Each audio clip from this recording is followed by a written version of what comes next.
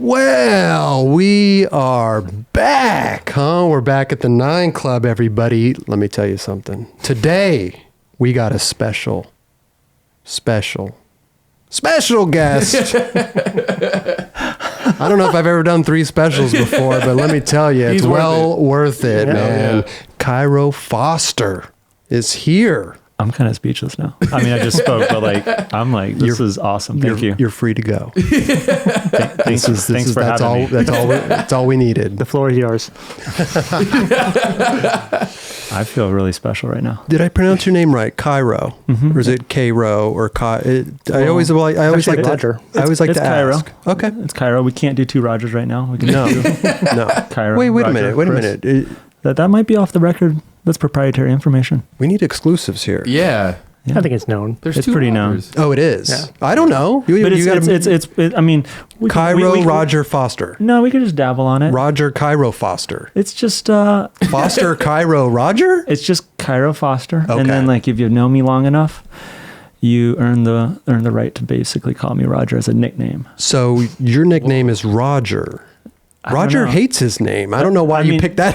Why is that your nickname? It's a little unclear. We're going to keep it a little elusive, but basically like Morford or Roger. Yeah. Maybe Louis. I mean, I've known you for a while, but we haven't kicked we haven't kicked it super hard. Right. Wait, Roger, do you call him Roger?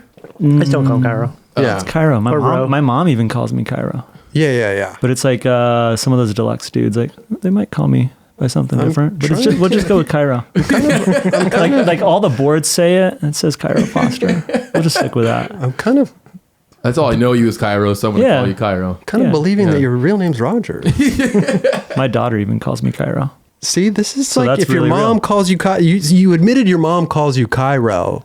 So she's done it before. To believe you're Roger Foster. What's on your driver's license? Oh, I don't have a driver's license. Yeah, bullshit. How do you get a birth certificate? Social Security. We need it all. It's got Kevin on there. Kevin Foster. This is very confusing now. I don't know what's going on. Kevin Roger Cairo Foster? No, it's just Cairo Foster. Okay. Well, listen, whatever your name is, thank you so much for stopping by. All my doppelgangers feel very blessed to be here. Okay. Does that work? We feel blessed to have. I'm stoked. I've been watching the show for ages. And dude, thanks, man. You guys have been awesome. Ages. 2 years. 2 years. Yeah. I mean, dude, this is the time where 2 years is ages. Come on, Kelly. I mean, bro. How many IG clips is that? Ages. 2 years. It's a lot. That's all I know. It's like you could post at least 1,000 in feed posts, probably a couple thousand stories posts. I was going to say, 2 not years, to mention the stories. And well, now you're a social media guy now, so you're all into it, huh? No. You got Twitter. I don't know if you're young enough. You're doing that Snap shit. I don't know. You might be on Twitch. Are you on Twitch? You guys on Twitch? Oh, we were looking into it. Yeah. So you need a little interactivity with some kind of video game blog. Well, we were talking about maybe post, because we don't know too much about Twitch, but I was trying to research it and do all this stuff. Beryl, I go around sometimes and I'll see people watching live streams and working, and I'm what are you, that's crazy. I put my phone over there. We're live right now. Oh, is that cool? I can see you got PewDiePie on there playing Fortnite. It's I don't chill, even know right? if that's right. I don't even know. Ninja. He's got Ninja over there. That's the homie. That's a homie. I don't even know if that's his real name either. So a lot of weird things going on here today. But thank you, bro. Thank you for coming. No. Whatever your name is. We'll figure it out. By the end of the show, we'll figure it out. I think you need a little help figuring it out. It'll be in the comments. Everyone will help me figure it out. That's what I'm saying. My mom might even weigh in. You got a couch, Raj? Let's get him on the couch. We need a little therapy session here. It's too early. Too early. Okay. Born and raised in Cairo, Egypt. No. I thought that's maybe where you got your... I was born in Taiwan. Taiwan? Yep. But you grew up in Florida? Nope. You grew up in Bangladesh? Never been there, but I wanted to go there when Kenny Reed was going on all those trips back in the day. I'm surprised. Bangladesh was one of them, and it was after my daughter had been born. And at that time, I was like, I love going on all these trips, but I had to really be selective of how I was going to use my time. And I really looked into Bangladesh. It's a little too wet. A lot of it's raining, like a flood zone. Oh, okay. It's it's not ideal for skateboarding. And kind of the same when he went to India. I was like, India would be dope. Yeah. Yeah. I kind of want to skate. Like I'm one of those, not rare, but I'm always down for the China trip. Sure. China's amazing. Yeah, sure. great. Maybe it's like a little boring. You don't understand the language. But I'm like, there's ledges galore. Yeah. Yeah. Like, oh, this spot sucks. Let's drive 10 minutes and go to another spot that's epic. It's like when you first go to Barcelona and you're passing by all these spots and you're like where are we going? Yeah. And you no, trust this spot's better. Totally. And you're like, oh, okay. Cairo, But no, I was born in Taiwan. But Kenny Reed, I mean, you were boys with Kenny Reed, skated for the same companies and stuff. Like, did you ever? I'm like, did we skate? Oh yeah. Yeah. I left Real and started Pop War. Yeah. And then he rode for that company. I was going to say Pop War. Well, originally called Populous. Yeah. And then we brought in Yogi and we changed it to Pop War. Am I like? We'll get into all this. Yeah, like, how does this go? No, this is great. We're almost done. Okay. We're almost done. Yeah. Cool. Okay.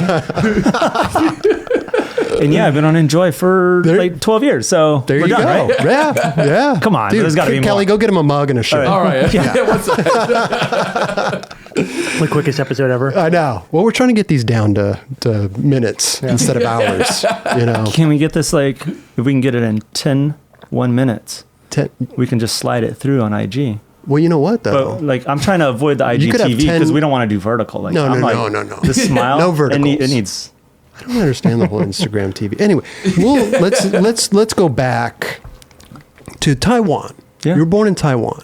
My dad was in the military. Oh, okay. So he met my mom, and he was Air Force. Met my mom out there. Wow. And then the story goes, because it's the story that I heard. I can get into that later, but okay.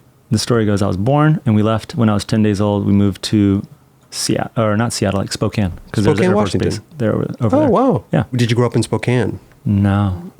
Let's see. You were moving around. Spokane, then I lived in Redondo Beach way back in the day. Lived in Germany, Alabama, Tennessee, West Virginia, or not West Virginia, Virginia. Okay. Sorry, guys. No.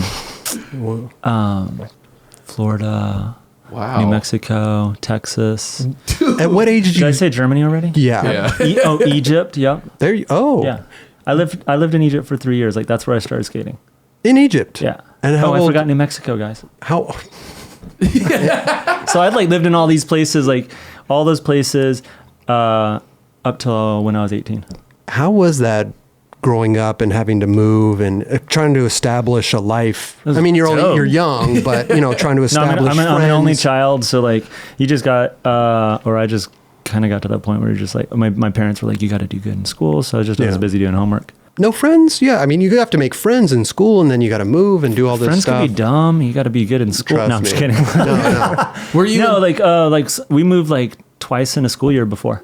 That's insane. So I feel like that would be so hard on when somebody. I got a little older, middle school was New Mexico, and I spent a year or so there, and then I did Alabama for a couple of years, and then I moved to Egypt. Wow. It was Christmas time around 8th grade. Was it 8th grade? Were you afraid to make friends with people because you already knew you were going to probably leave? I wouldn't say I was afraid or anything. It just wasn't a priority. Yeah. Because I just knew, I was I'm probably going to move away. Oh, so you always knew that you were going to move in a few months, or? I knew we were going to be gone within the school year or something. That's crazy. Yeah. So, but then I lucked out. When I moved to Egypt, it was dope because, it wasn't dope that my parents separated. Oh, wow. But my dad was so busy working, and he also didn't let me bring a BMX bike to Egypt. So before we left, we were at the mall, and he let me buy a Gator Mark Rogowski. Oh, there you know, the kaleidoscopy one? Yep. I don't. Yeah. Purely bought that because of graphic, because that shit's real. So he wouldn't let you bring a bike, but I got the skateboard. So then, when all our stuff shipped to Egypt, I remember getting that. And I was super hyped, and I just cruised around. We lived in an expat community, and I saw some kids. It was the jump ramp days. Oh, yeah. So I went off the jump ramp, and it took 2 or 3 weeks before I could walk straight up. Oh, really? It was that was the end of summer. I was full just getting compressed. You were just charging it and just riding up and off. I died. Yeah. So I'm limping into school, and I'm just all right, cool. This is. But so going back to the dad thing, and my parents separated, it was dope because he was so busy that the 3 years that I lived in Egypt, you were on your own. Kind of was on my own. Right. Got to do whatever. And met all these skaters. Oh, okay. There's like skaters from CAC, which was like the American International School, and then there's like a French International School and a British International School. So like we had like a crew of maybe, I don't know, probably 30 skaters. Oh, really? Wow. It was dope. Damn. But wait a minute. No, all on base? No, there's no base there. No? It was like this suburb called Mahdi. It was, I don't know, like it was like a 15, 20 minute train ride to downtown Cairo. And we would, dude, I was like 13. We'd go to downtown Cairo. I would never let my kid do that. That is psycho. That's a big city. Is it? Yeah. I've never been. I've always wanted to go. I wanted to see the pyramids and all this stuff. Yeah. They're dope. Could you communicate pretty good with everyone out there? Was it a lot of English or no? All the kids that we skated with all spoke English. And then, you know, when you're younger, you just, or when you travel to another country, you just always learn the bad words. So I could communicate that way. Right. I could get in the fights, but not out of them. I'm like, oh shit. Right. But it was cool because it was cool too, because I think that kind of set the landscape for when I got older and got to travel, that there wasn't like a culture shock. Cause like Egypt was like a developing country. Like we saw gnarly shit there. Like what? I remember skating one day and I seen this, it's like a person that takes care of the whole apartment complex, like the caretaker. Yeah. He was carrying his daughter and she was dead. Oh. It was like a 6-year-old kid had been hit by a car, and I was like, what the hell?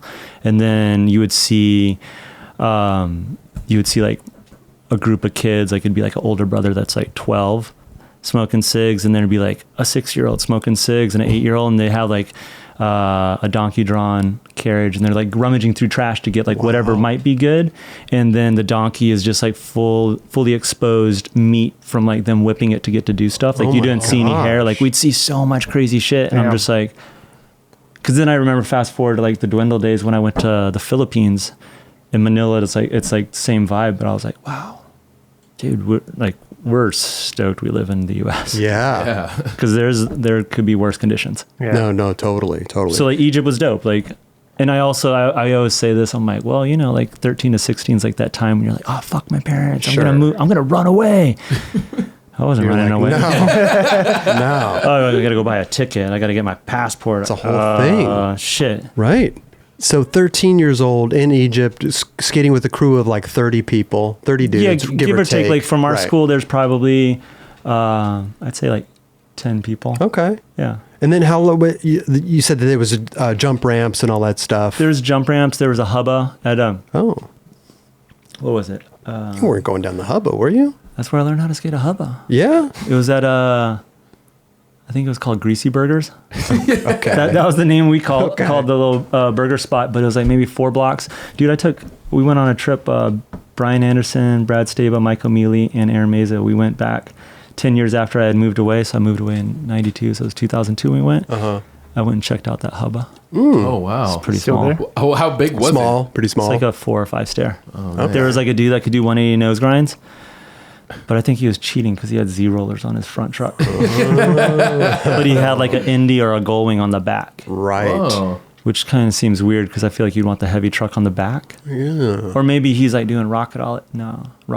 And why would you have one on one maybe side? that's just how for those 180 nose grinds. Just for the 180, just for that trick? No wax needed. No. And you know you're going to grind. Well, roll. Right. Whoa. Right. So we had like speed bumps to skate. We had this, was it Dolce Vita? I think that was the ice cream spot that had this like dope marble curb. Okay. So we skated that a bunch. There's the Pizza Hut rail. It was more like a set of 10. And I remember going, I don't think I went by there 10 years later, but I remember looking at old footage and I was like, oh, there's a gap to rail option on it because it was 5 stair rail and then 5 stair rail. Oh, you never noticed it before? Nah. No.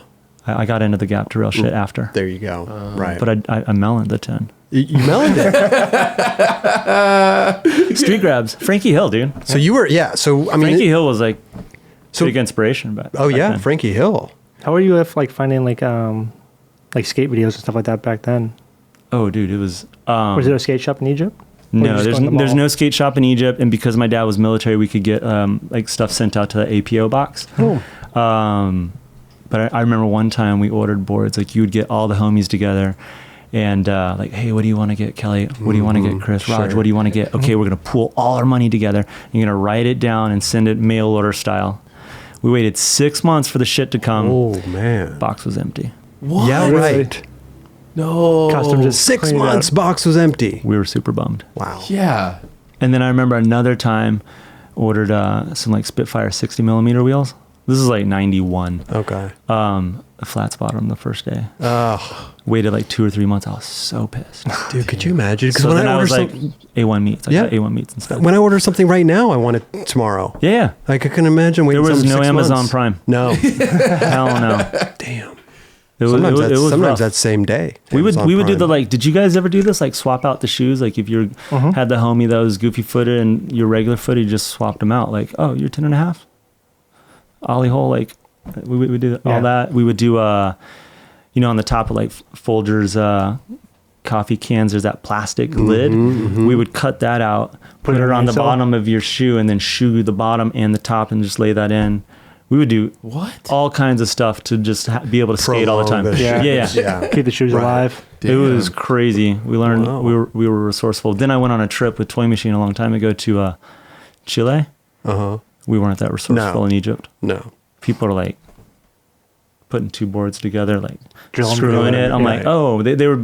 I remember we passed like some like 12-stair kinked rail, and they're like, oh, the homie like no slid that with one of those boards. Wow. I was like, shit. Apparently, I didn't want it hard enough when I lived in Egypt. But jeez. Yeah, no skate shops there. No. Videos. You guys must have interviewed someone that was like, I saw the blind video without Jordan Richter's part, right? Yeah. Oh yeah. Yeah, I think that was Tim Gavin or something. That's how I saw the blind video. Oh, really? I remember coming back to the States and I was like, what is this video? Yeah. Who's Jordan Richter? Because it was like when Vert was dead, you know? Sure. And so I'm like, I don't even know who Jordan Richter is. So you got Mike Carroll's copy? I know. Yeah. Everyone had that one. And then the other video that we had was Memory Screen. And then I think we watched Shackle Me Not a lot. Is that when he's going, like, Hensley's at the store? Is that Shackle Me Not or Hocus Pocus? No, Shackle Me Not was the one where he like goes and orders a burger. Yeah. We had Shackle Me Not. So those were like the 3 videos. When you got back to the States?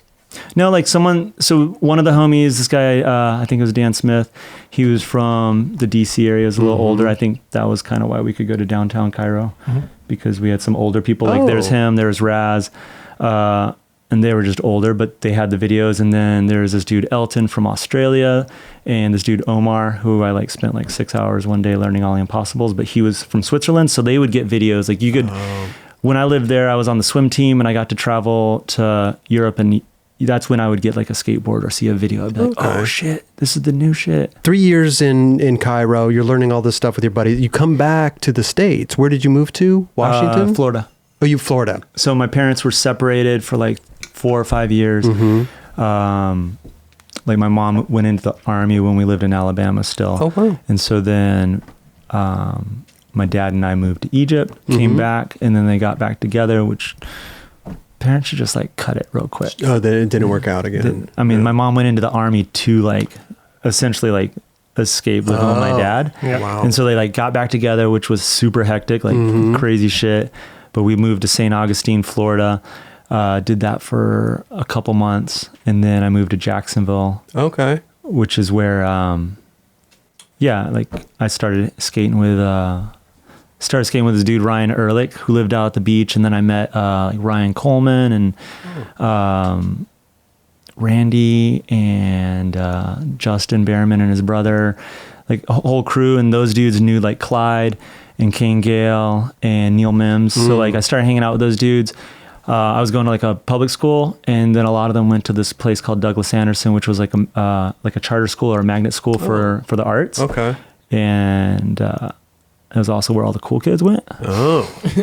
And since I was like, I'd painted and drew and stuff, they're like, you should try out to go to the school.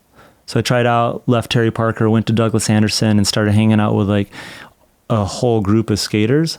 Sounds like a good group of skaters. I mean, it was dope because like I progressed a lot. They progressed a lot. It was sick. And then I also learned how to skip school. See? And dude, it was kind of cool because I've always been a nerd. Yeah. And I think like, wait, were you wearing your glasses back then? Yeah, dude. But I went to Douglas Anderson, and I kind of like got a little cool. Okay. Through association. I'm still a nerd. Is that when you got your nickname? I mean, yeah, it's when I got called Roger. Okay. I mean, trying out for a school is one thing. I don't know. If somebody asked me to try out for a school, I'd be like, you're out of your fucking mind. Talking about trying out It's for a mellow. school. It's mellow. It's not like how I feel like it is today. Like it was literally like, here's your portfolio. Let's see your portfolio. How old were you when you're trying out for like you? What was I? 16? So you graduated from high school? No, not even. No. It's a high school. It's high school. What a weird thing trying out for high school. Anyway, wait, so you were skating with like Clyde and King Gale back then? I was skating with Clyde. I'm like, how many times we skated with Clyde? Clyde like ended up living at my house. Like me and this guy John, we had a house and he lived at our house for a little bit. I didn't skate with Clyde too much. We would go to First Union Bank. They had these dope curbs. King Gale would be there. Oh wow, ripping. Wow. Damn. Were they sponsored back then? Or? Yeah, I rode for Chapter 7. Oh, was it Chapter 7? Yeah. There was like Kane, Robert Camp. Those dudes were gnarly. So with this, were you thinking like, oh, maybe I can get sponsored too? These guys are good, and not even. No, dude. I remember back in the day, like Kane was like, hey, you should film a sponsor me video, and I want to send it to Foundation. Oh. And I was like, I think I was like probably 17 or 18. And I was like, sponsor me video. Were you a fan of Foundation? Yeah. Oh, you were. I mean, okay. dude, Paul Sharp. I'm just asking. I don't. Maybe you were like Chris, do we need an intervention, dude? We're talking about Raul Delgado. Raul Delgado. You gonna fucks with that? Steve Olson? I know Steve Olson. Ronnie Krieger? Yeah, SOS. Oh, different Steve Olson. Yeah. Shorty Steve Olson. Oh, my bad. But I wasn't even like, I never did it. The way I also believe, like when I moved to California, like me and JW, we just moved there to skate. It wasn't like, let's move there and get sponsored. Who's JW? That dude, John, that I used to live with. So like when Kane was like, you should put together a sponsor me tape, I was like, I don't know. And like we had this dude, Jabir Abu Bakr, I think that was his full name. But he was like the filmer. And we would always film together, but I wasn't ever asking Jabir to like put together a part. And incidentally, he's the reason I got my first sponsor, who wasn't Foundation. It was just like a local, board brand called Wrecked with a W. Wow! And it was this dude Jeff Davis who went to Savannah College of Art and Design, and he just started a board company. But like everyone in Jacksonville knew you could go over to Jeff's house and be like, "Yo, I need to get some boards," and you could get them for cheaper than you could get them at Sunrise or like Aqua East. So we'd always go there and cop boards.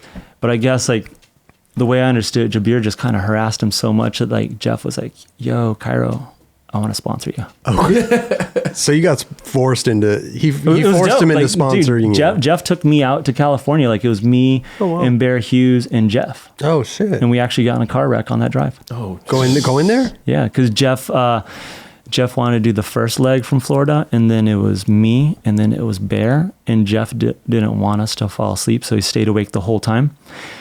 And then Jeff had to drive, and we wrecked in Yuma, Arizona. Almost there.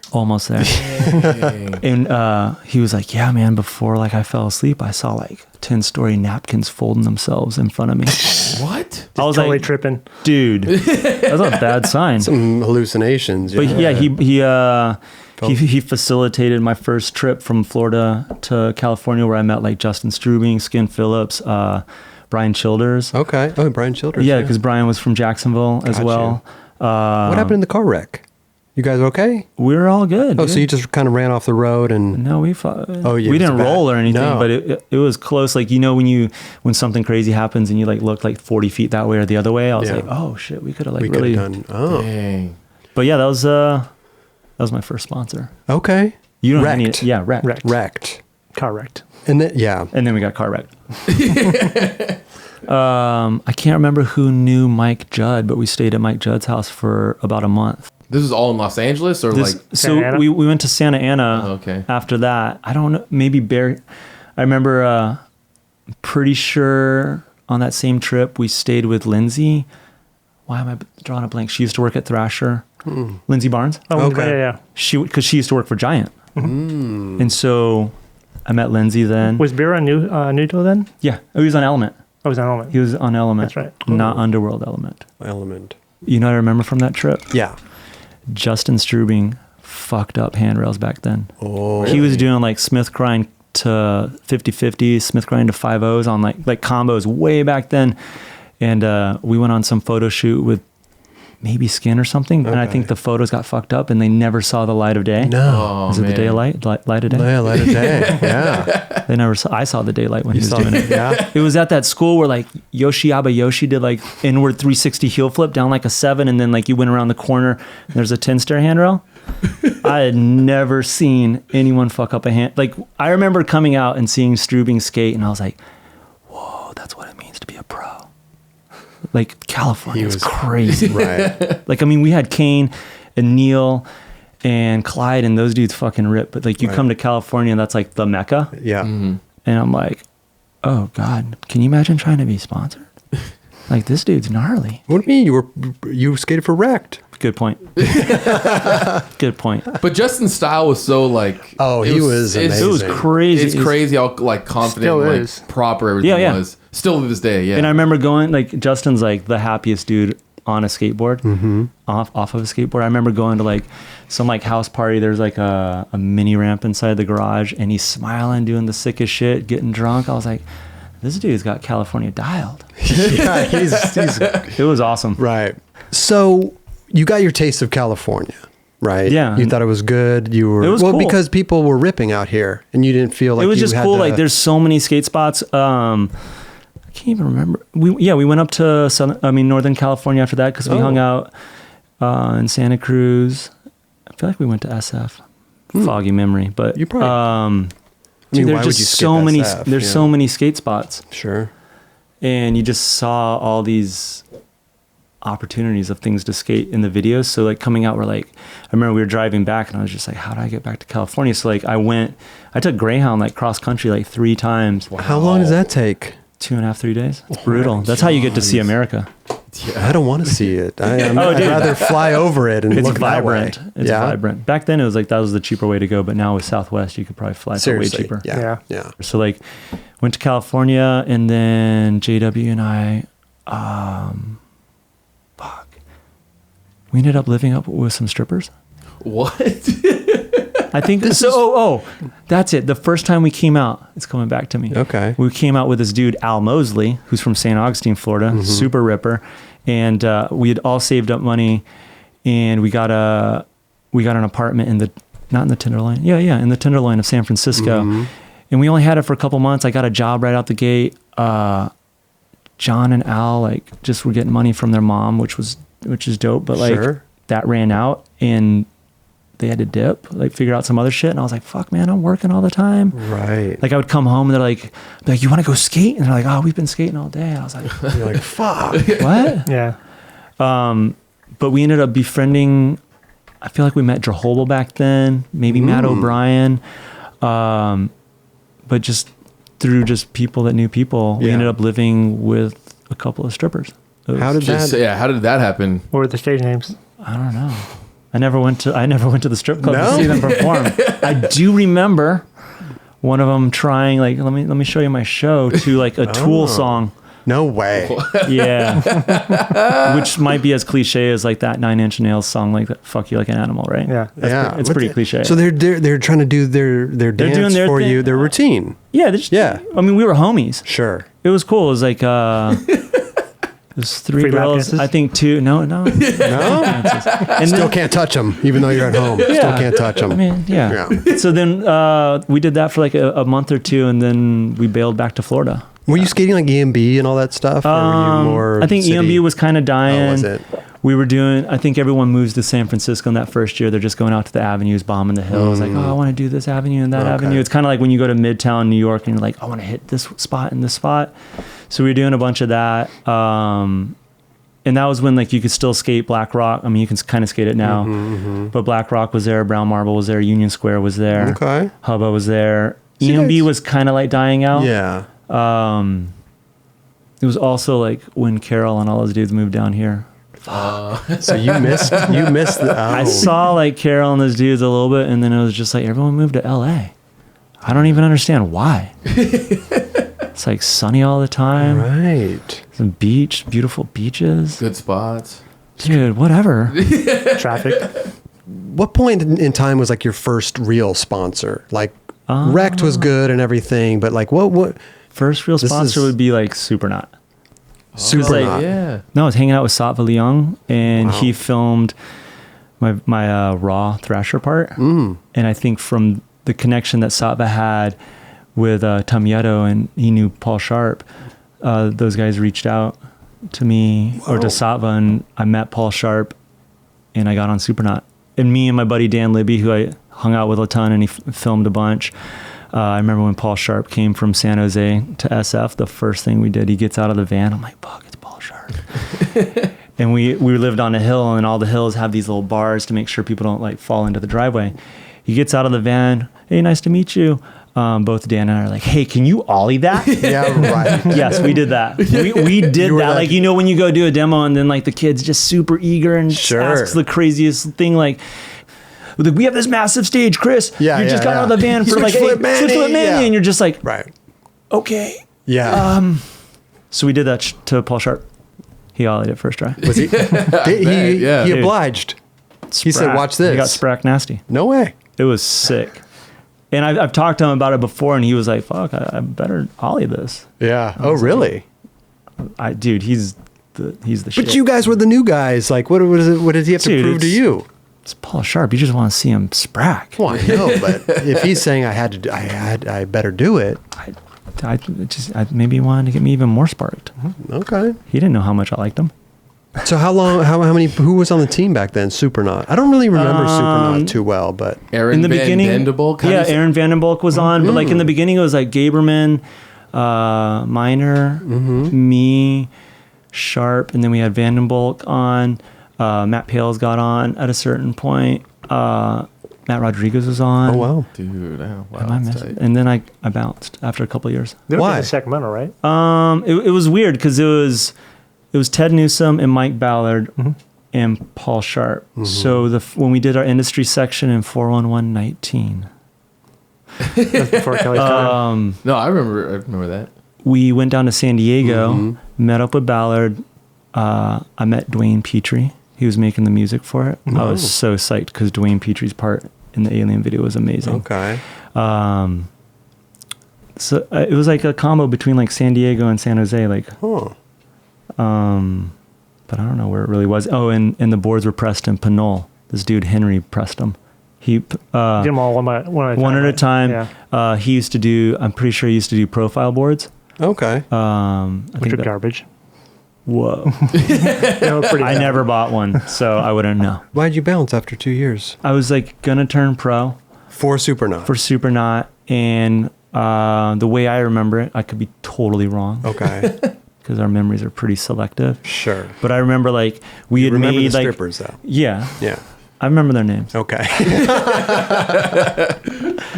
My recollection is like we had an agreement, like this was what was gonna happen when I turned pro, and then some things changed that were totally unrelated to me, and then because of those changes, they're like, oh, we actually need to change the agreement that we have, and it wasn't on paper or anything, and I was just like, whoa, I've been on this team for like 2 years. I feel like I've been like working really hard. Right.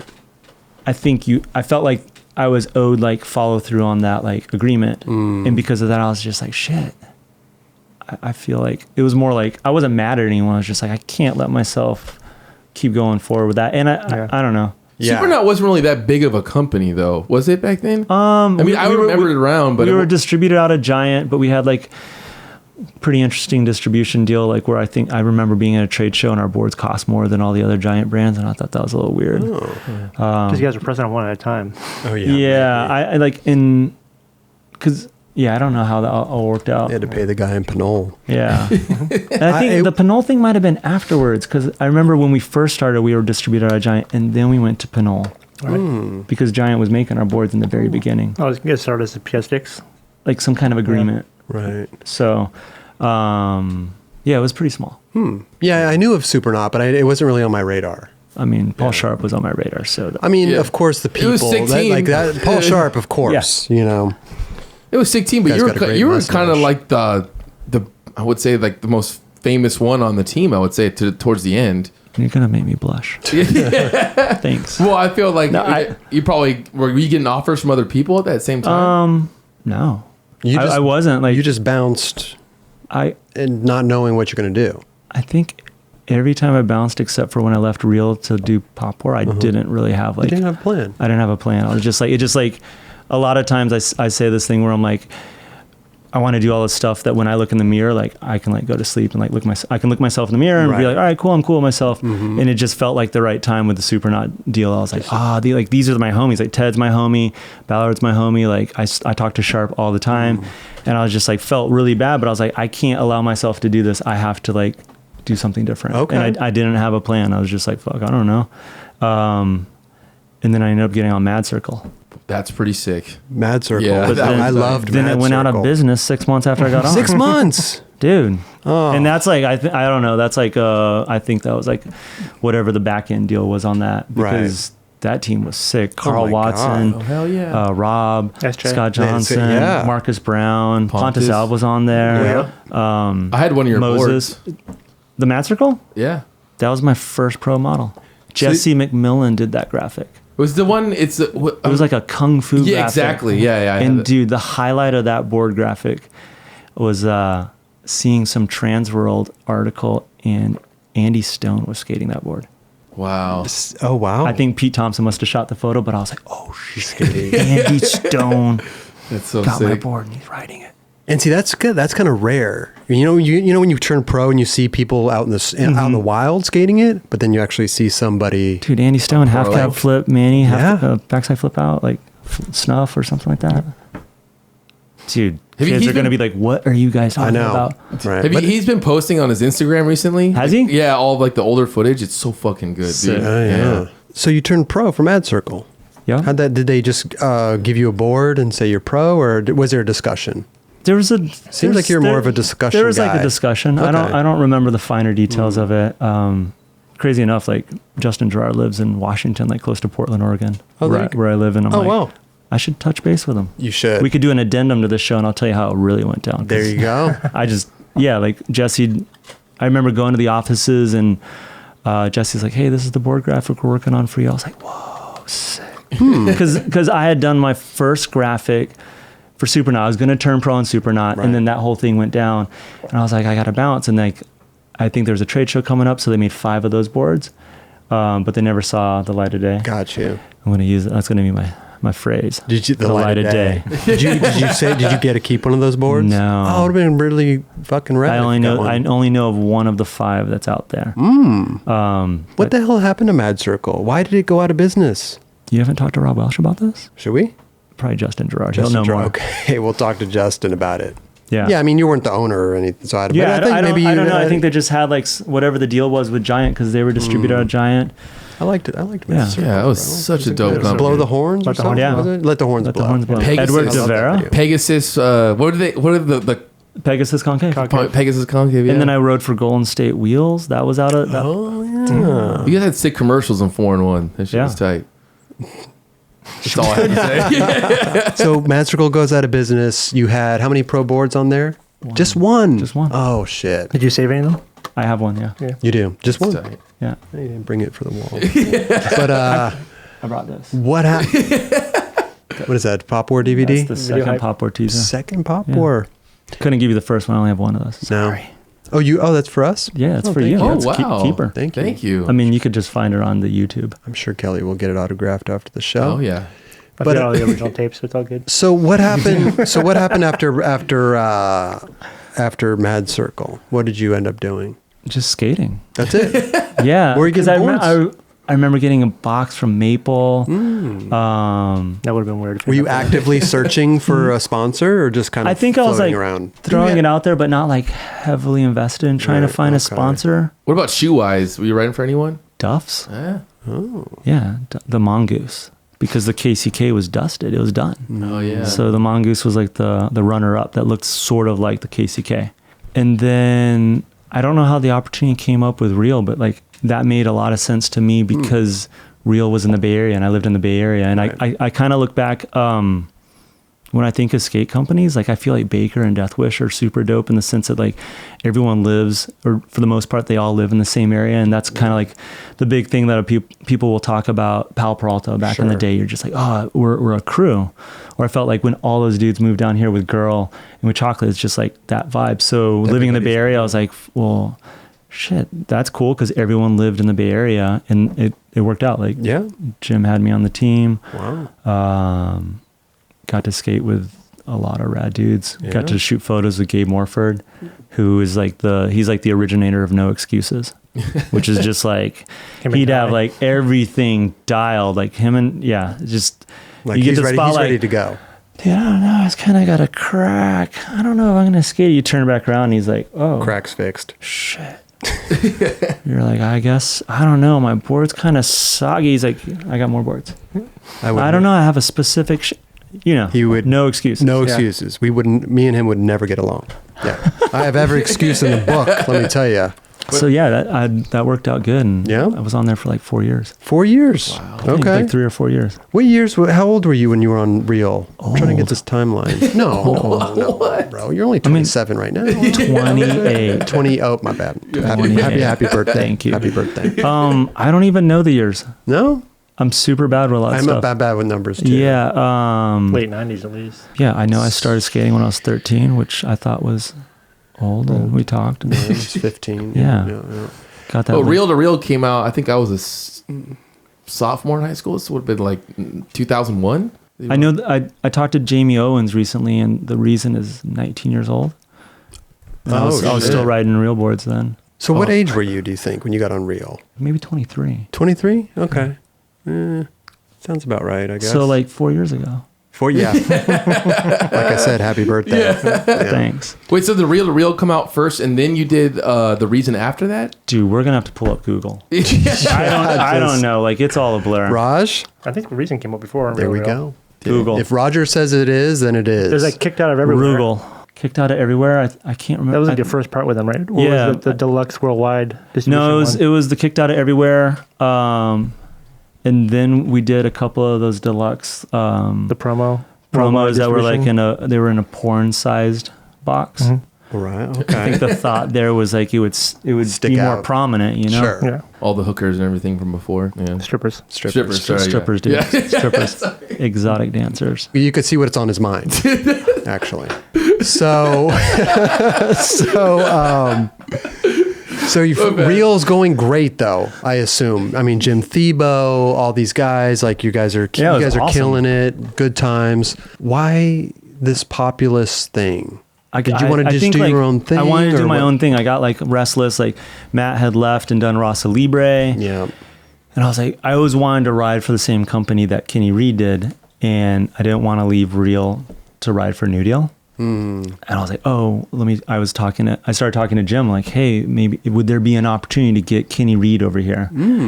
I'd love to start a company. Okay. And he was into it, but there's just so many things going on. He had Rasa Libre going on, and then Mark left Reel to start Crooked. Okay. And I think when that happened, I was just like, I mean, those dudes all deserve the brands, and I'm like, I've only been on this brand on Reel for like 3 or 4 years. I'm like, for my own brand. I want my own brand. So I ended up starting to talk with Kenny about doing a brand over there, which I think some people feel like that had something to do with New Deal, like going out. But I'm like, no, I don't think that was never the intention. And so we started talking to Bod and those guys, and like it became an opportunity. So I was like, I want to call it Populous, which was like based on just like a little bit of politics, and just that was like hence the name. And this guy Randy Laybourne was helping us lay out graphics and stuff. But it was my first go at like doing a brand. It's like being a brand manager is a lot of work. There's a high level of marketing prowess that you need, and I wasn't there. No, definitely wasn't there. And I mean, that was like the dope thing for like Mark having Tommy, and then Matt with Rasa having like Michael Leone. Like those dudes like know what was up. They'd been in the game on the back end for so long. And so like I go over to Giant, I'm like, I'm gonna start this thing called Populous. And I was They're just like, what do you got? And then I liked all the stuff that we had. Like I kept all that stuff, but like fast forward to now, I'm like, oh, there wasn't like a solid concept behind it. Right. And then Yogi Proctor, I felt like he'd done stuff in the past with like Tamieto, maybe. He'd been in the game for a long time. Sure. Like he's been doing stuff with America Forever, and he worked at Transworld. Bod and Steve knew Yogi, and Yogi came over. It's like, we're going to change the name to Pop War. What do you think? And I was like, oh, what? So you came over with the name Populous. We did all this stuff. 2 or 3 months. 2 or 3 months. And then they came to you and said, we're going to change the name. Yeah. How'd you feel about still that, your brand. though? Yeah. How did you, I mean, here's this thing that you had in mind. It was a different brand, but same vibe. Like we had Tim, Rob G, sure. Kenny and myself. Newport was on, Raymond Molinar. Because Raymond was getting stuff from New Deal. So like, yeah, I can see how people connected that New Deal thing. But I'm imagining that Yogi just had a ton of experience I'm imagining that Yogi just had like, not a business plan, but just like, this is how it's going to unfold. This is how I envision. So like, when you're doing a business, guys, you got to have a business plan. Yeah. You read that all the time. Right. I didn't have a business plan. Neither do we here. So we don't know what the hell we're doing. And when you're doing board companies, you don't want that to be just a passion project, especially if you're like distributed out of Giant. Right. Like those guys had Element, Black Label. It was huge. Yeah. So were you nervous leaving Real to go to do your own thing? Because here you are in this stable situation. No, you just wanted to. I think it was just my gut. I was like, I think I want, like, this opportunity is not here at Deluxe. Right. No ill feelings. Like, I know there's like this, some people are like, oh shit, you left Deluxe. Right. You're going to get jumped by Mickey Ray's. I'm like, none of that. Like, none of that I was happened. like, I was like straightforward with them. I'm just like, hey, this is the deal. Like, this is what I want to do. And like, I didn't ask for like their blessing or anything, but I'm like, I was just being honest and real. So there was no bad blood, and they understood. So I went over, to Giant and did that, and Pop War was dope. Like Yogi's got like great ideas. He's a visionary, Yeah. And ended up meeting a lot of rad people through that. Now, were you hand selecting the team as it went, or because the whole thing with the New Deal, people kind of going over too? But it was a combo. Like some people, that stuff with New Deal was going on its own trajectory, and like I had nothing to do with that. And it was like Rob G's the G. G's the G. Yeah. And some of that was, I don't know how it all got figured out on that. Okay. But like for me, I've just always been a fan of Kenny. And I was like, I want to be on the same board brand as Kenny Reed. Yeah. And then everything else that came with that, I was like, cool, that's the cherry on top. But I was just like, if I can be on a board brand with this dude, that's going to be awesome. Why Kenny Reed so badly? Were you good homies with him? We were good homies in SF. Yeah. Like I was skated with him and Sean Connolly and Kyle Demers. I don't know. It just felt right. Just felt right. Yeah. Some of the skaters out there, they just have it. Sure. Like people He's unique. He is. Yeah. Very unique. Like people are always going to remember Nate Jones. Like he had it, and like Kenny Reed was that dude. Where I was just like, there's something about him. And dude, I remember this shit. When I lived in SF, I talked to the Felpers, not a ton, but like he would always tell me, he's like, hey, if you're going to start a board company, you want to add someone on there you want all the people to be better than you. That way it'll push you. Right. And Kenny's he was on it. Yeah. And he was down for whatever, like traveling and film. Like he seemed to just go on his own. And he definitely had a unique style. And Yeah. So what happened with Pop War? How long did that last? I think I was on for like 4 years. I'm starting to see a 4 years. 4 years. So that leads you to right about now, right? Because you're only 28, right? Yeah. So now, like, I've been on Enjoy for 12 years. Yeah. I almost think you're lying about your age, because we have to go with Lakai and all this other stuff too. But. Yeah, it was like 4 years, and 4 years. I bounced. Why?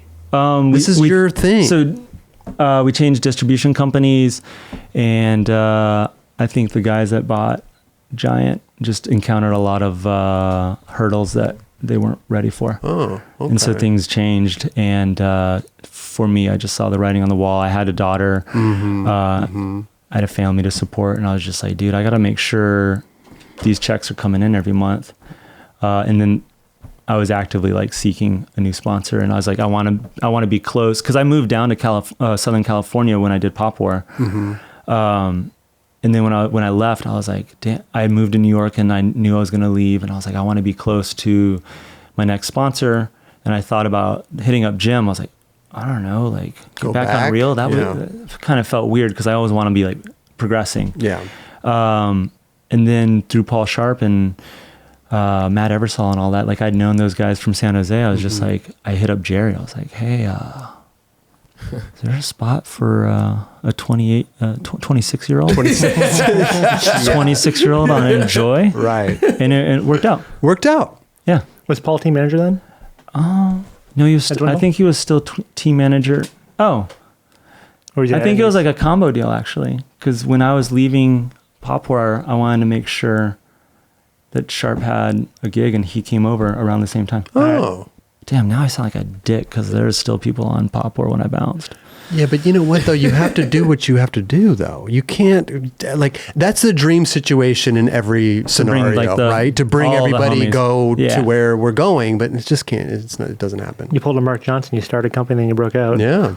Hey, it happens. And then I went to Mark's company. You know? Yeah. Mark asked me to ride for Enjoy way back in the day. Oh, did he? I was just a little late to the game. He'd already left. Yeah. You're like, whew, he's gone. Okay, now I can get in there.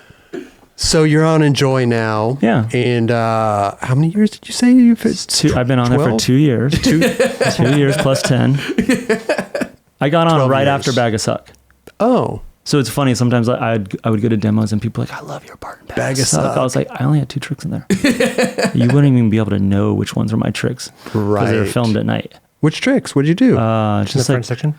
Yeah, I was in the fringe section. It was like a kickflip, like Matt Eversole filmed when he was working for Powell. Okay. Maybe. Wow. Because I like saw Silas and Tony Manfrey in Miami. Mm-hmm. And I don't know what the other trick was. Maybe I only had 1 trick. Yeah. That's the way to go, kids. just get like sprinkle it. Yeah. But did you when you went to Enjoy now, did you feel more relaxed and open? Like you didn't have to like worry about your own company and what's going on with it and being involved and definitely. Yeah. I mean, you know, there's 2 sides of that. Like if you're owning it and you're in control of it, you have more creative power, but you're also like responsible for a lot of people's lives. There you go. And I wasn't like the sole person responsible for like Tim and Rob and Kenny and Justin Strubing was on Pop War. But you're still concerned about that shit. And if you're not, you're kind of a crazy human. Yeah. Because sometimes I think like, you know, you want to skate, but then here you have this other thing going on that you're worried about and this is going on and dude, like whatever. Sometimes I think of like Rick Howard. I'm like, what if Rick Howard never started Girl? Because like I'm like the hugest fan of Rick and I'm like, would we have seen more Rick Howard footage? Possibly. That's always tripped out because as a kid, not knowing what was going on behind the scenes, like, why isn't there more Rick Howard footage? Yeah. You're like, you get older, like running shit. Yeah, because he's just running it. Yeah, like had so much work. Yeah, that he was doing Lakai and Girl. Totally, that's insane. So yeah, like getting on Enjoy it was dope. 4-star. Mm-hmm. It was.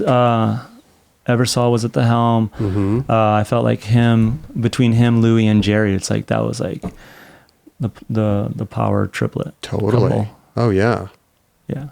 Yeah. The power couple triplet. Yeah. Well, yeah, we get it. Yeah.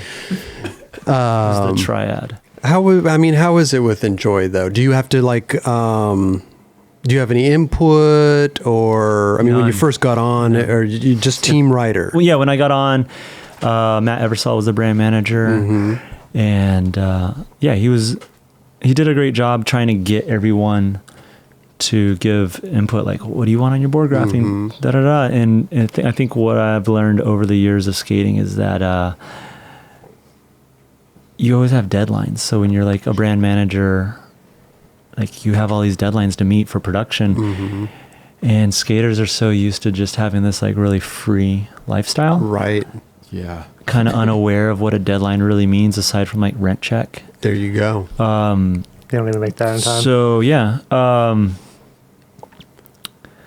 I think they would ask for our input, but at a certain point, like if you're not getting enough input, you just have to move forward, of course, and put out the board series. Yeah. So, and when Louis took over, he has always been good as well, trying to get input from everyone. But at the end of the day, those guys, the brand managers in the back end, they have to always deliver because all the skate shops want to get the new board, and if fucking Zach Wallen and Cairo Foster and Caswell didn't come up with their board graphic, that doesn't mean that they get no board in the series. Of course. So, right. But a lot of times too, it's like you skate for a great brand like Enjoy, or they got it dialed almost. You know what I mean? Totally. Like you almost don't have to worry about what's coming out because they're going to nail it. Dude, 100%. Like I feel really fortunate to be on Enjoy, and that comment alone kind of like it makes me think of like working with Ty. Oh yeah, like a lot of people always thought like for The Reason and for Fully Flared, like I handpicked those songs, right? And I didn't. Like Ty knew what I listened to, and I definitely gave like a whole list of songs for both video parts. But to me, I'm like, I have confidence that Ty knows what the fuck he's doing. Course. Yeah, right. And like he has this vision. He has that business plan, like Yogi Proctor. Like this is my business plan for Fully Flared. Right. And I always felt confident that he was going to execute well. And that's the same with like when Matt Eversole was the brand manager and when Louis is the brand manager, I'm like, they're going to execute well. Like I'm super fucking stoked. Like, so when there's those times when I'm like not giving my input on a board graphic, like they're going to deliver. Real quick though, going back to The Reason though, I mean, how long was that, a year project? Because usually those Transworld videos are like a year. I don't even remember. You don't remember? No? I talked to Jamie Owens about this recently and I was like, I don't know. No? I just remember I was working with Dan Wolf and Ty Evans, and I'm imagining that like I'm probably filmed something with John Tripp on that, maybe Dan Libby. I've got the worst memory. But you weren't skating with the rest of the guys that were in the video that much, or I skated with Toya. Oh, did you? Oh, sick. Yeah, skated with Toya. I went on a trip to New York with Mumford. Mumford was my roomie. We partied really hard on the last night, and we had like an early flight, and I remember like trying to wake up Mumford. And about the third time, he's like, if you do that one more time, I'm going to fucking punch you. No. You're like, and I was like, I dude, guess you're staying here. It's cool. You're a grown-ass man. I'm a grown-ass man. Right. You'll catch the next flight. Okay. I'm not trying to get punched on that. Yeah, it was probably like a year. Yeah. Actually, I saw Ty this past weekend, and he was saying back then those videos were like 6 months. So, but he was saying that like, Danny had been filming when he was working on feedback, so I was probably working with Dan Wolf during the feedback time, you know. So like I'd say probably like a year. Sure, okay. Yeah. But yeah, those guys are visionaries. Is that one of your favorite parts that you put out, or is there a certain one that other than that's your favorite? I mean, the Thai part was amazing. Yeah. Favorite part? I think I'm super proud of The Reason because I felt like the stars aligned on that, and it was a great time for me in my career, and the reception it's received, like dude, it's like been 19 years since that video came out, even though I'm 28, and it's like stood the test of time, and I'm like, I just feel really fortunate, like everything worked out well on that. Like I really like my reel-to-reel part because I like Modest Mouse, and I had a great time filming for that. And then Fully Flared was amazing. Like with Fully Flared, I'm always a little bummed because I thought the video was done. So I got an ankle surgery that ended up turning into 2 ankle surgeries. So I was out that year when Ty was like, we're extending it for a year because Eric's going to film and Guy's going to film. And I was like, fuck, I wish I could still film. So, you know, like that's at a certain, like I couldn't skate, like my ankle. That's amazing. You had that much footage already, though. But, you know, you just always want more. Right, of course. And that's like when I talked to, I was skating with Dakota the other day, and he's coming out with a video part, and I'm just like, dude, you just got to be stoked on what you have. And like then you stack for the next project, you know? There you go. So, I mean, the surgeons powers that be, like, put me out for like a year. Wow. But I remember we would do these footage parties and MJ would have so much footage. Oh, he had 3 songs. Dude, I remember the first footage party, Ty like preemptively notified the whole team like, yo, so when we watch this, Mark's just Mark. So don't worry about it. Don't trip. But it was like 40 minutes of footage. Wow. I was like, this dude is crazy. He wasn't there. No, he didn't need to be there. Footage party. I'm good. Like, shit, man. Mark's party. So you got to see Mike Mo's footage before that came out too? I remember like seeing Mike Mo. He did this nollie flip down this big set of stairs, and he was like tripping. He's like, I don't know, I didn't land it perfect. And I was like, dude, chill the fuck out. You're good. So sick. Yeah. What was that? I don't know, but best video part. Well, dude, it's crazy because it's like over a span of like a handful of years. Sure. I liked my part in the Enjoy video too. Mm-hmm. Like Oververt, I felt like I put a lot of like energy into that. And I think as you get older, you become more aware of the energy and the thought that you put into things. Mm-hmm. And I felt like I was more conscious of that when I was filming for Oververt. And then with a reason, it kind of like just worked out. Like I was traveling a ton. And then with Oververt, like I have a daughter, I'm not traveling as much. I have to be more selective of like when I can go on a trip. Right. Fully Flared, we were traveling so much, so things just work well when you're doing that. With Reel to Reel, dude, and I like filmed so much with Anthony Clairval back in the day, like when 401 was like your Instagram.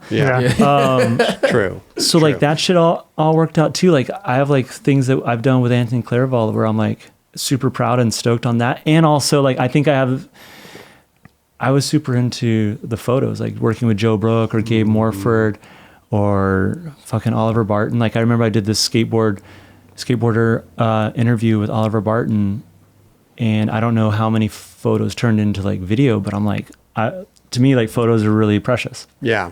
And it's the landscape More so shifted now. Yeah. It's shifted a lot now.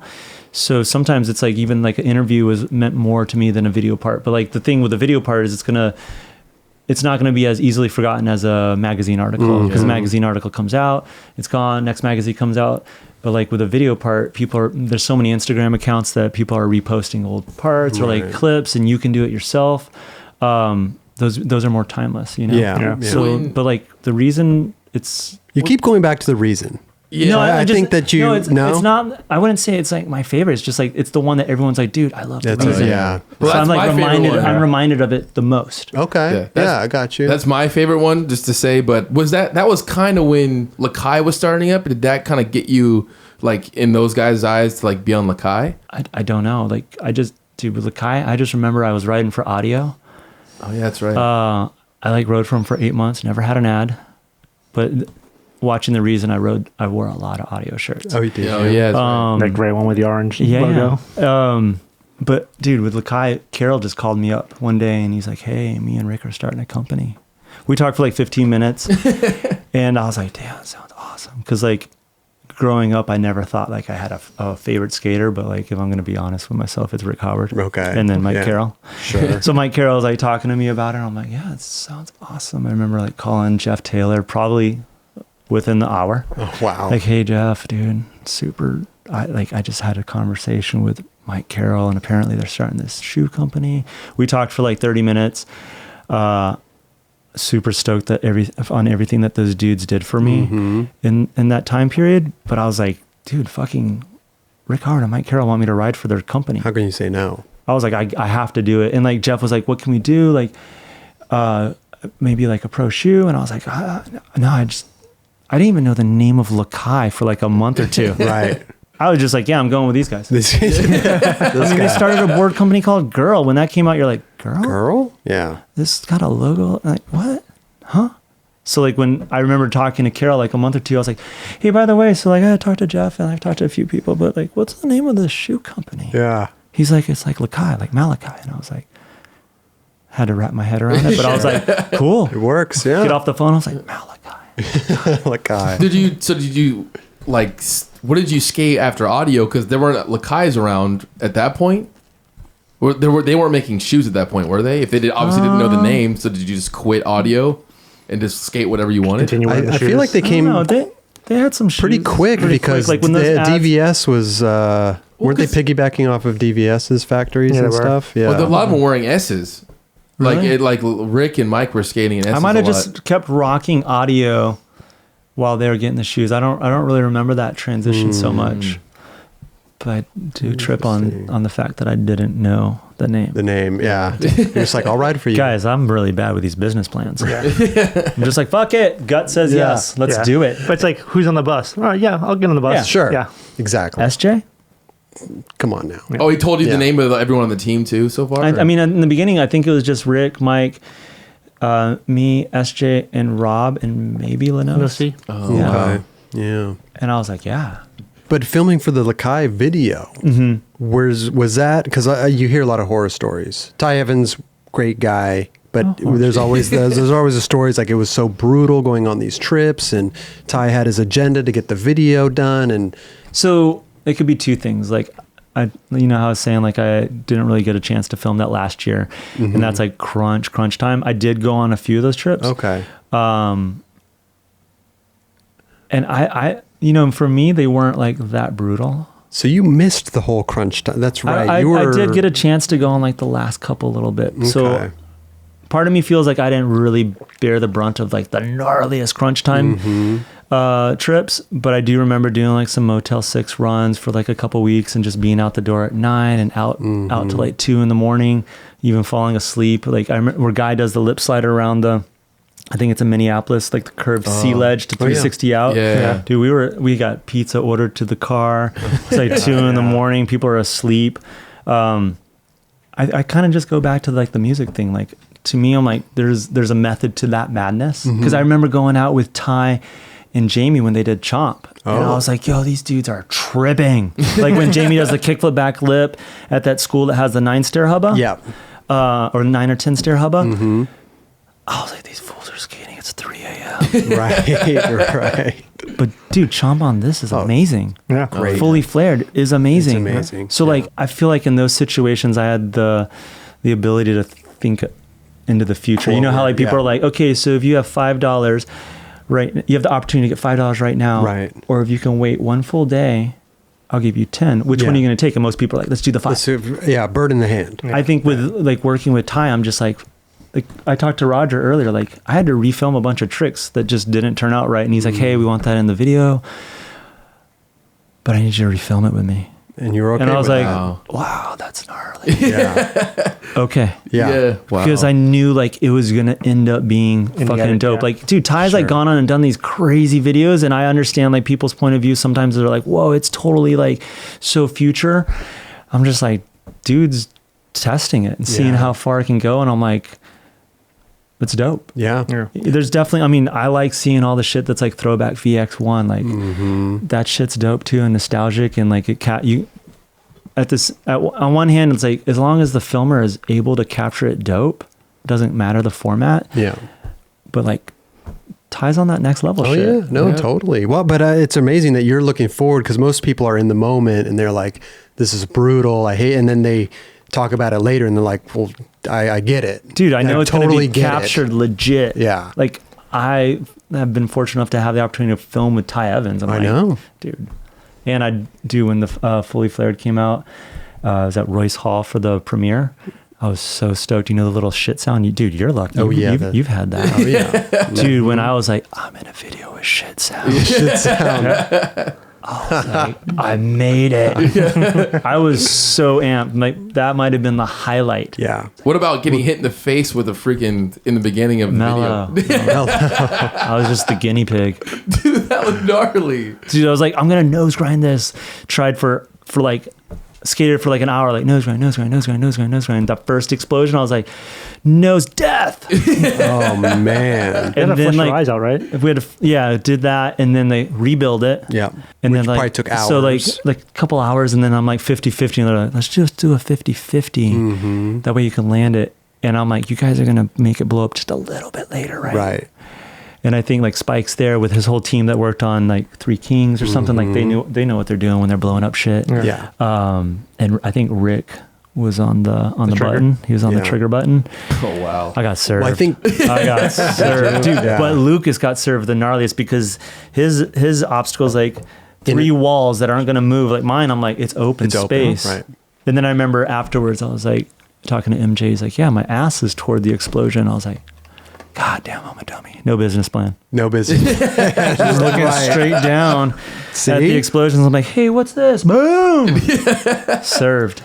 But you go back and look at that intro. I mean, wow. What a fucking intro. Hell yeah. Best bail. Seriously. I know I would show people that don't skate. I used to show people that intro because they'd be like, oh, you're skating. I'd be like, dude, you have to watch this. This is insane. They crushed it. Yeah. I like lucked out when they were doing, was it Jackass? They did 24 hours of Jackass. They brought it back and it was at Times Square. Times Square, yeah.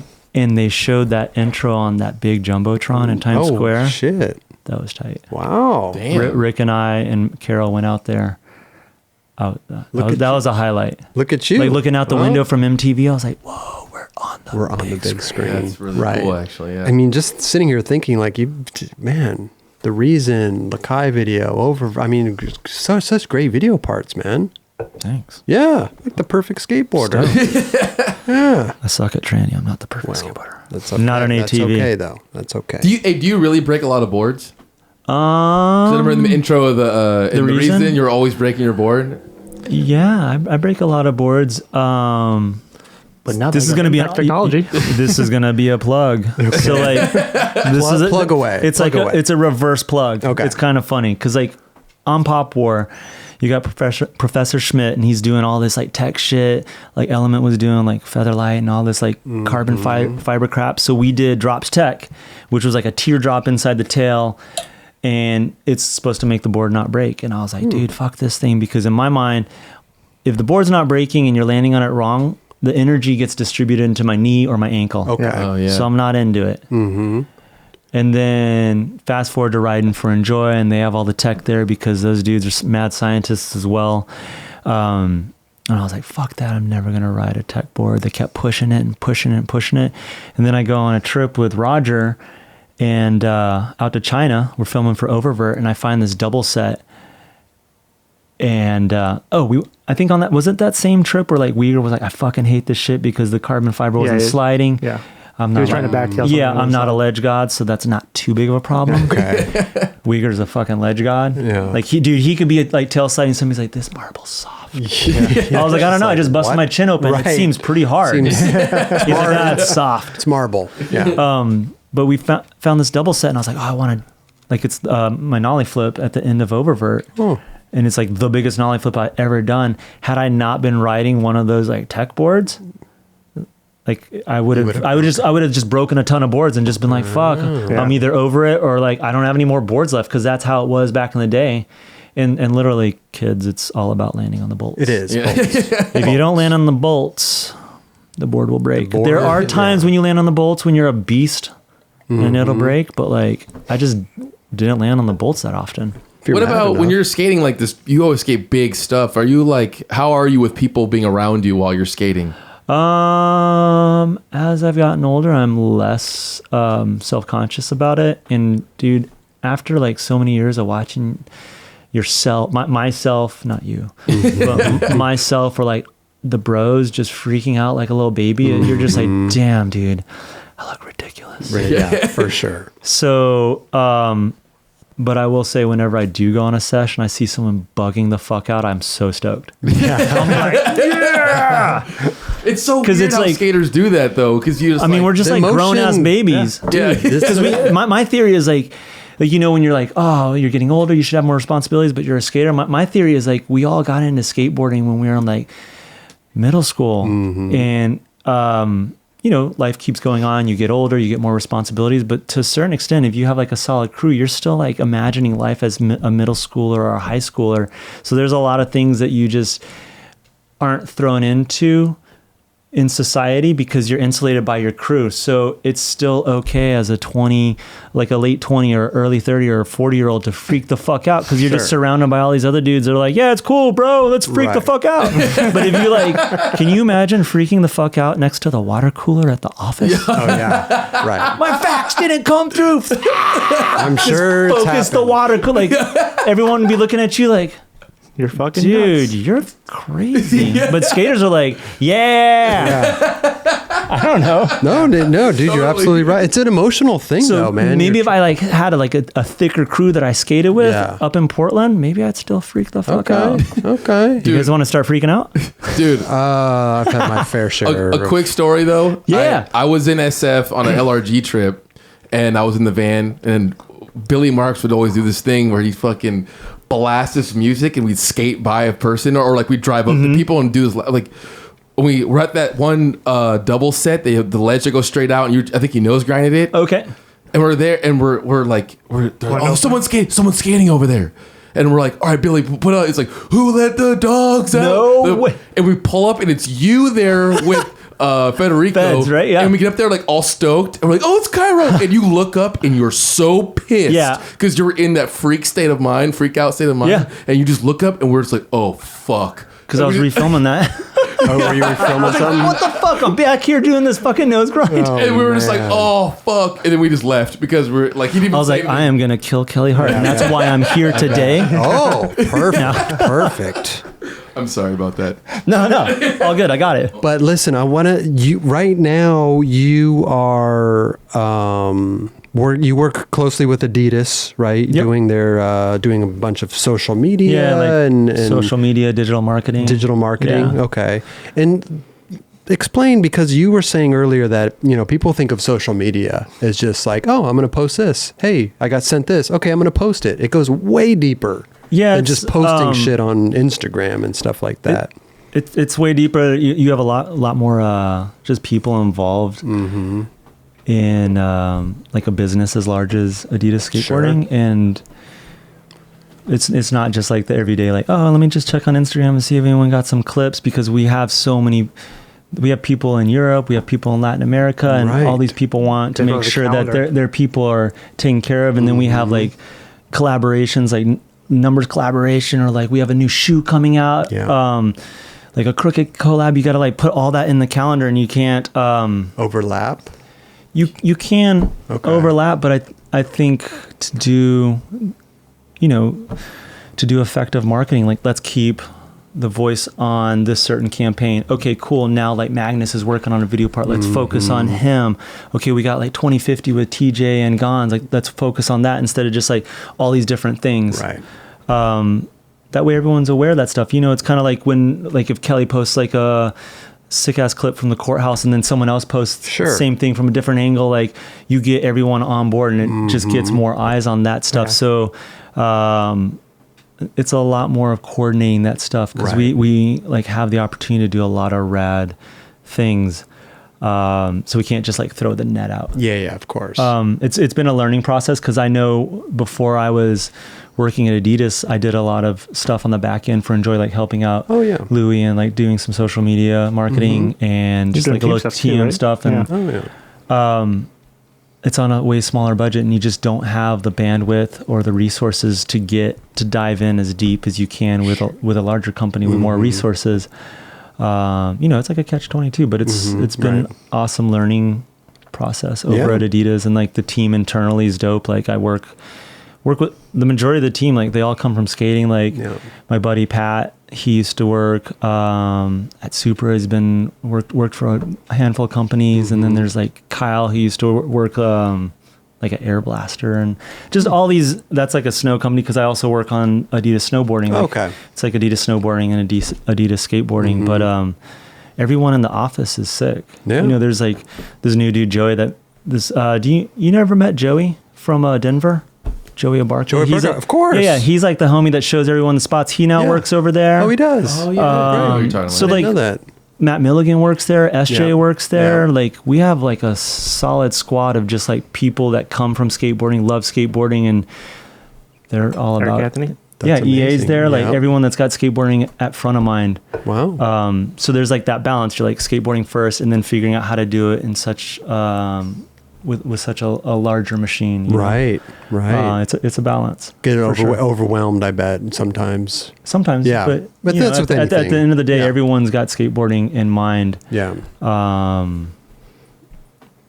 Which is why I'm there. Yeah. Like, So you enjoy it. the moment like it's no longer about that stuff. Probably for any company, you're just like, yo, I just want to be in skateboarding. Yeah. Yeah. Right. So you enjoy it. yeah. Yeah.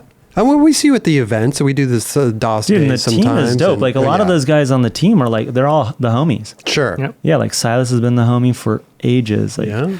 he'd actually been trying to get me to move to Portland like 10 years ago, and I was like, yo, if I move to Portland, does that mean I just man. retire? Right. It's so wet there. It is. But dude, there's a ton of rippers up there. Yeah, and you guys have Crushing it, and, don't like, you guys have like a skate park Silas up has got there? a park, and then Okay. like Adidas is putting together a park, Oh. and like, That's awesome. so I'm gonna come back. Yeah, you come. Well, I wanted to talk to you about this Retirement. I got to go away retirement first, right? thing. Oh, I got to go away and then I got to come back. People love the comeback stories. Yeah, dude. They love the comeback stories. So I got to plan this away thing. They love it. Yeah. It's like a retirement. Let's talk about this.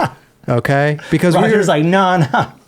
No, but seriously though, you there's this thing you want to retire from skateboarding. I've been talking to Louis for like the last year. I'm just like, dude, I think you're tripping. I think a lot of people will think that. Maybe I'm tripping, but like I've just was like, there's these awesome dudes on the team, like Diedrich's on there, Thynen's on there, Raymer, Zach. They got Samari on there. Like they got all these fucking dope people, and sometimes it's just like make way. But you're dope. Yeah, dude. but you know, legacy. Legacy. I mean, there's. I hear that, and Louis is like, dude, what are you talking about? We could do like Enjoy Division and all this stuff, and I'm just like, I don't know. It's like I also feel bad, like I work in the office. I'm like there like 8:30 to 5:30, 5 days a week, and then because it's digital marketing, it's like you're working after those work hours. You're working on the weekends. For me, I just want to always be able to skate. Like coming down here and skating with Dakota, I got to skate with John Dixon, the dude's wow. beast. And I got to link up with Leo. Like, I'm like, oh, I want to be in the game, not like to be pro, but I want to be in the mix to like skate all the time and feel like I'm doing something. So I think over the last couple of years being in the office, I'm like, am I doing it to the full? Yeah, you're questioning. I'm like, I could skate more, and then I wouldn't be like tripping, you know? Right. But I'm like, right now, I'm like working on the back end of stuff. So I'm just like, that's lame. Like, to me, I'm like, that's lame. I got a board out. I'm not really like offering myself, or I'm not being true to like my skate self. Yeah. So I'd been talking to Louis, and I'm like, yeah, I think I want to like kind of like quit. Right. Not like quit because I'm bummed, because I'm not bummed. Sure. But I just like maybe, stop doing a board. Okay. And then Roger's like, you're tripping. Right. So then we've been talking about it for probably a year. Okay. Roger's like been talking to all these people like Clairval, Dan Libby, Ty, gathering Wolf, footage. Trip, like gathering all this footage. Like there's, and to put together a part. And he's like, how about it's not a retirement part? It's more like a celebration. It's a tribute. It's a celebration. Yeah. It's a celebration, bitches. Right. Yeah, right. dude. You're 30 years old. Yeah. You're 30, you know? This is for my 30th. 29. Yeah. You turned 29, actually just turned 29 on the show. Yeah. 30 next year. Yes.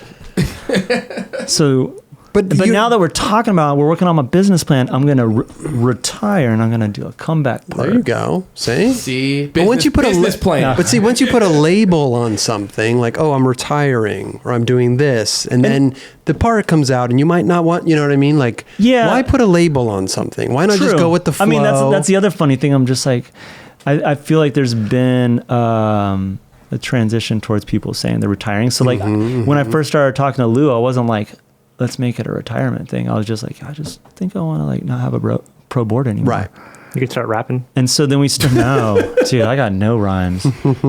Cairo's a sick rap name though. I got another name for a rap name. Raj. Kevin. Oh yeah. Raj is already taken. Damn. You could take his alter ego. What about Kev Dog? Kev Dog? I don't know. Lil Kev. But we'll just stick with Cairo. There's always a Lil or Young in front of it, but Lil Raj. What about Young Kai? No, you could take Roger's alter ego, Rajay. Ooh. Yeah. All right, Raj and Rajay. Rajay. Oh, Raj and Rajay. Yeah. Oh, the duo. Mm-hmm. But yeah, I think the as I talked to Louis about it, it just turned into like a retirement type thing. Okay. So I don't know. Like, well, don't make up your mind yet. We don't need to make it official. It's not a retirement. Like I just I want to just make space. There's so many dope skaters out there. And when you're just kind of like taking up the space with a pro board and you're not, but people are still calling and asking for your board. But there's one thing to like take up the space on the wall with a pro board if that person feels like they're giving it their all. Mm-hmm. And just like where I am right now in my life, I don't feel like I'm giving my all. Like I have way more to give if I were just like, fuck it, dude, I'm just out like with the boys skating all the time.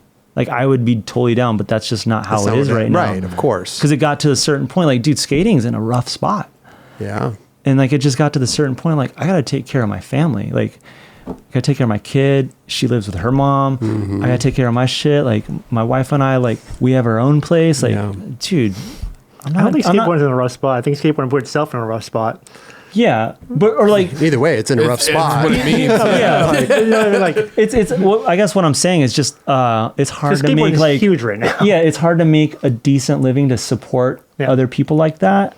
Like if I were just like solo, shit, I could just rough it out. But that's not my vibe, and I want to take care of my family, you know. And so I was just like, I gotta get a job. Yeah, but you do working with Adidas and all this stuff. Yeah, and so I wanted to stay in skateboarding too, you know. It's like I reached out to Cullen, got a job with those guys, and then it's been good, dude. So like going back to like the board thing, I'm like, I want to devote I want to be out in the streets like 4 or 5 hours a day, and just like either if I'm not stacking clips, like knowing that I am trying to. Sure. It kind of goes back to that mirror thing. Like I can't look at myself in the mirror and be like, dude, you still have a pro board, you're pro, and I'm like, what have you done for pro skateboarding lately? Right. You know, so I'm just like, let's just ice that board. Well, I don't know. It just, you know what? It just depends. Well, I was just about to say, Raj, that, you know, I go through the same, because I'm not out there every day. I'm not out there skating and doing stuff. I mean, I'm doing the 9 Club, and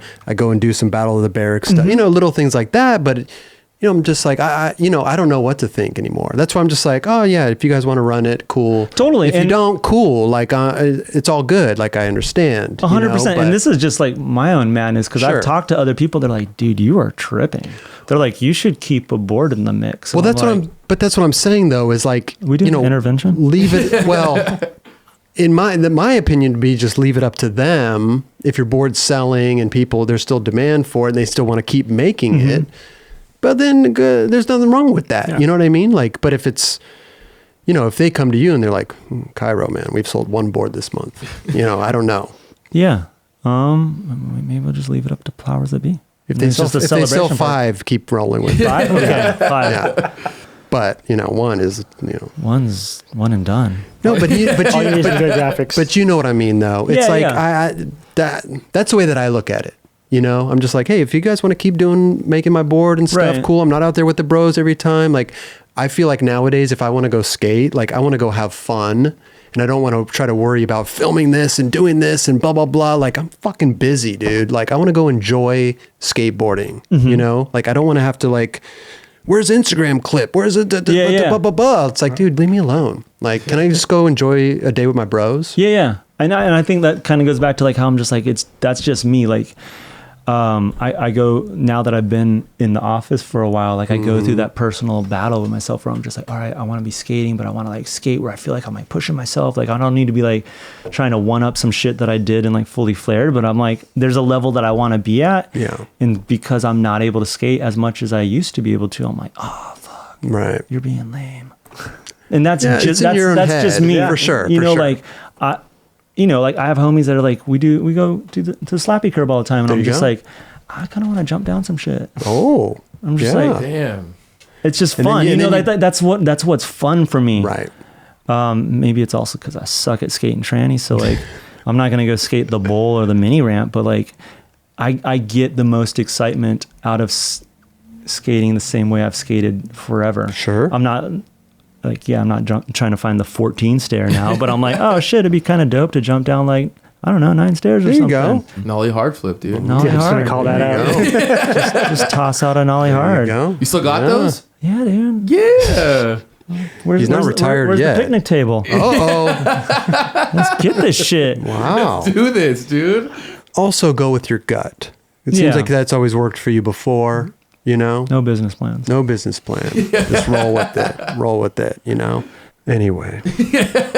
So go ahead. Maybe we can work with Roger here and he just never finishes this thing, and then talk with Lou, unbeknownst to me. We're making a business plan. And then maybe I'll take like some time off of work, just go skating. Like Silas tried to get me on this trip recently because he's working on a Habitat video. There you go. Maybe I just hop in some vans. Dakota was like, we're going on a trip. Why don't you go with us? And I was like, just sprinkle, dude. Gotta go to the sprinkle. Office.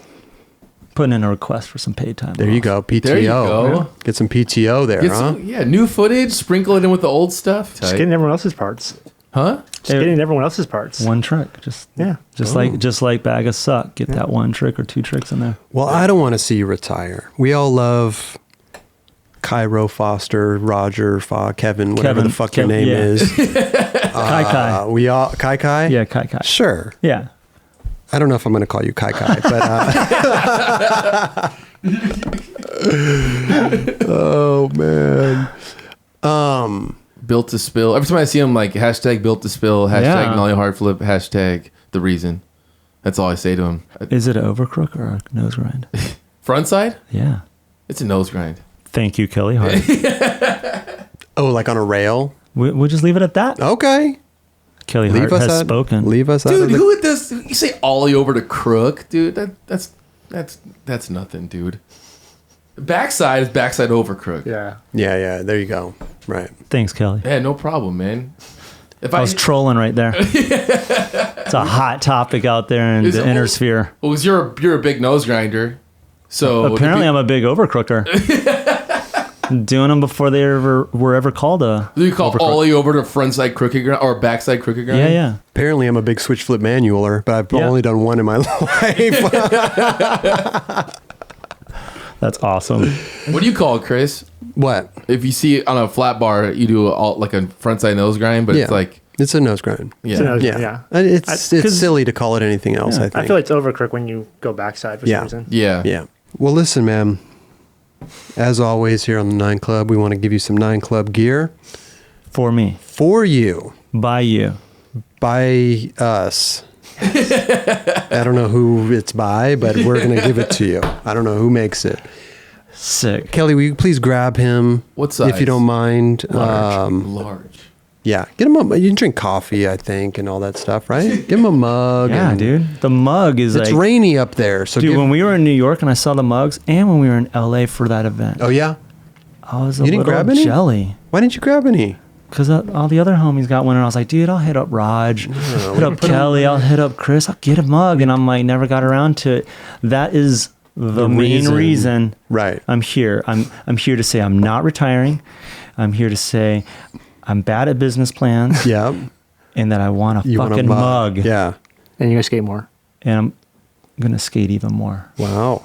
I'm promising myself I'll skate more. Don't be one of these guys that just retire and then all of a sudden they're putting out more footage than ever. You know? I don't know. That doesn't make any sense. I know you're going to say Raj, but... Scott? No. Jose Rojo. Oh. I don't think Jose retired. Well, he didn't retire. He left his board up against a wall and walked away. Dude, he's in a good place. I hung out with him in San Jose like a month ago. He's happy. Oh, that's great. He's got a fucking big boy J-O-B. Oh, yeah. Big boy J-O-B. Right. What's he doing? He working is... on the reservation? No, dude. He's does sales for a flooring company that they have all these accounts with like Google, and Apple, and but they're the white shirt. You don't want a white shirt, man. No, let's do a white shirt. Let me do the white shirt. Let him pick. You don't want a white shirt, do you, dude? It's poor. You're a skateboarder. You're gonna fall. No, you're gonna wear this one time. I'm not gonna skate in that one. So we can give him some other ones too. All right. Yeah. Okay. All right.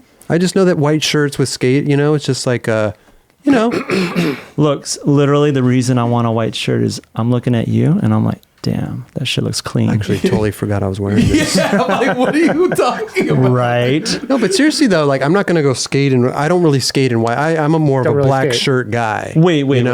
Remember there's like back in like the 90s, everyone just wore like some crispy khakis whites and a white shirt. So when you rolled in with that, I was like, he's a white shirt guy. Yeah, but all those shirts were like just like, Target bought, like they were just those like cheap logo, like logoless shirts. Yeah, there you go. That was like beefy tees. Just take the beanie. Just take the mug then. Okay. There you go. I'm just kidding. Got the mug. There's a bean. Do you wear beanies? Yeah. Okay. Big time. Just curious. Big time. Winter's coming. I'm impressed, Kelly. Game of Thrones style. Yeah. And a white tee that you may or may not skateboard in. He'll bleed all over that thing. I know. Nice crispy. And then I'm going to leave this for you guys. Oh, the shoes? No. The Samba? No. Oh. That Pop War teaser. Oh, the Pop War. We've already seen it. I don't know. On the internet. Okay, yeah. Shit. Listen, bro, like I said, don't retire. Okay. One more video part, and then All right. You know? Then there'll be the next one.